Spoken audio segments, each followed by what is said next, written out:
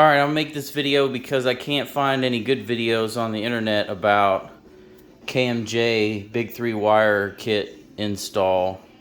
Mr. Kent Mod Jr. did provide some instructions, but I thought I'd show everyone on the Facebook Terminator page where this actually goes on the car and how to do it. So this first wire on his instructions is for the engine mount to frame rail, and this is one of the ground wires he provided. They're all copper, very nice wires, and he's already got them shrink wrapped and crimped for us and cut right length. He sent them for $100 extra for the big wire kit. This is my stock. Well, it's actually not stock. This is the wire that this one is replacing. This is just some piece of shit I had left over from a stereo install I did.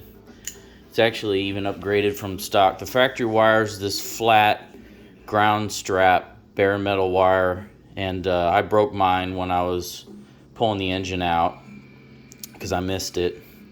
Anyway, I'm going to show where these points are in the car. Okay, so the frame connection is up here.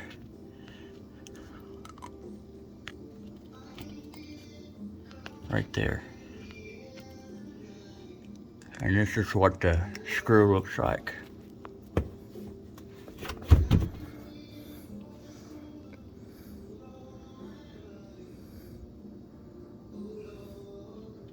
There's a ground. And then the engine mount, excuse the tin foil, that's how I use to catch the oil. On my car, it's the upper engine mount. You can see I got the bolt off already. Let's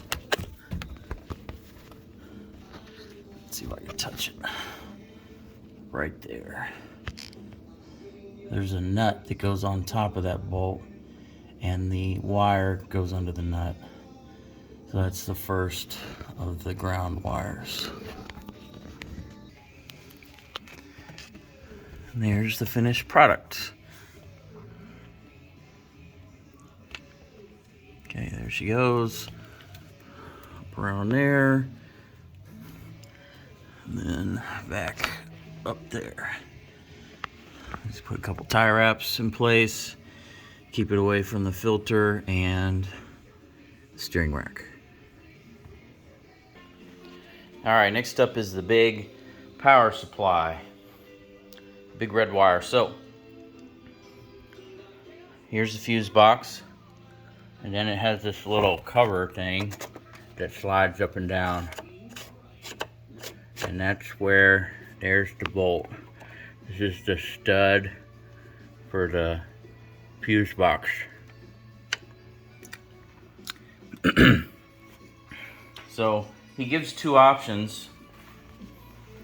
You can either pretty much run the new wire in parallel with the existing one, or you can disconnect the existing power supply and run just this red wire for the power.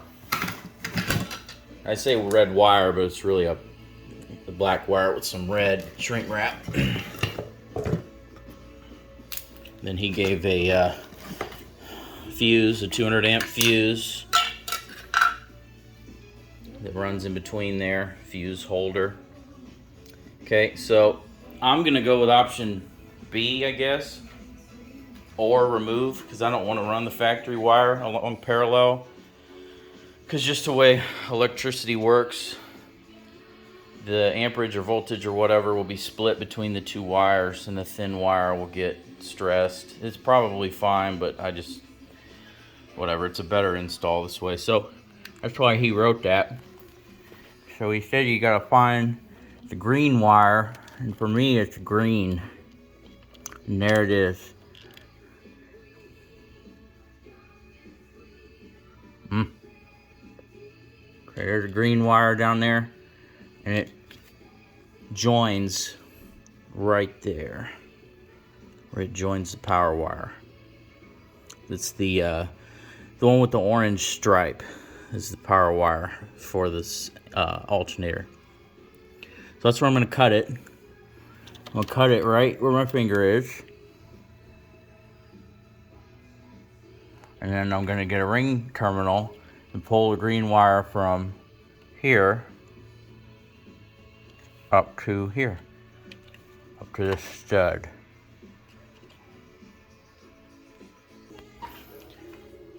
Okay, now the hard part, the power wire.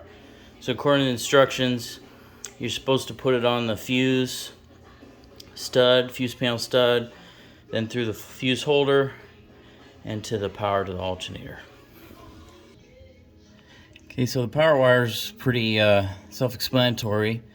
You take the old one off. I had to shave down that plastic shit for it to mount flush on the nut.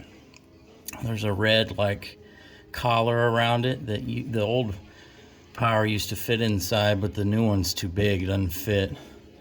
And I think Mr. KMJ said to bend it up when you're done, which I'll probably do. I got it routing around the alternator right now, which was kind of how the stock one was.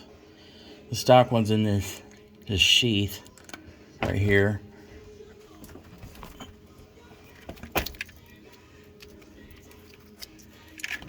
So I just covered the terminal in electric tape and then covered the boot in electric tape too. So it's kind of abandoned in place. So I'll zip tie them out of the way of things. Definitely don't want it coming in contact with the alternator pulley. So I'll be zip tying it out of the way. Then up top was a little tricky. So this orange stripe one is the power, the stock power. She's right here. And I did what the KMJ Kenneth said, and I snipped the green wire, which the end of it's under this electric tape, and I freed it from this connection.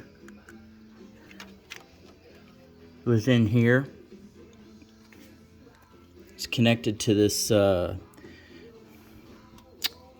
harness, and I unwrapped all the wires to free the green one, and then I rewrapped them. But it's this set of wires right here on the harness. So you can see I freed the green one, and I put a ring terminal on it,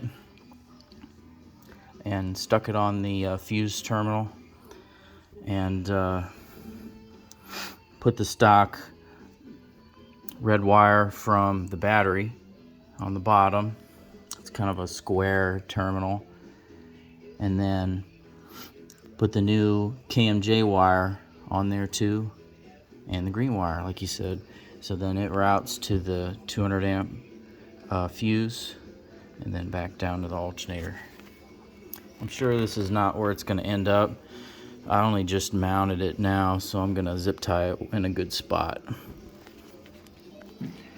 And as for the stock power, there it is. Like I said, it's the black with the orange stripe, and then the other end of it used to be on this terminal, and now it's just kind of abandoned in place. And I kind of wrapped it up. It's a pain to take it out of this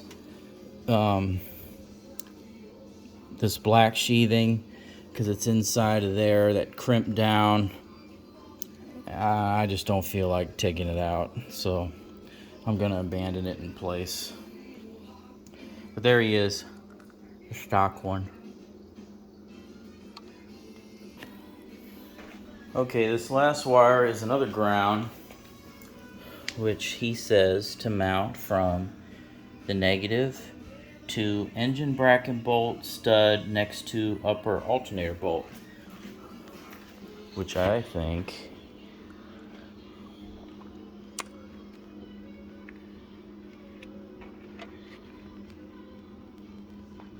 okay, so upper alternator bolt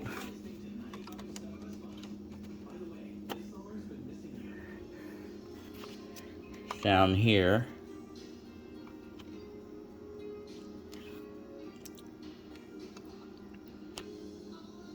Okay, there it is. Well, whatever. You guys know what the upper alternator bolt is. Hard to see. So anyway, there's a stud closest to it. So that's what I'm going to mount it to. This.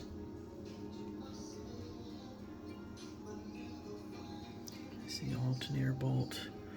Too many wires in the way. Anyway, that's the stud I'm going to use right there. It's a bracket.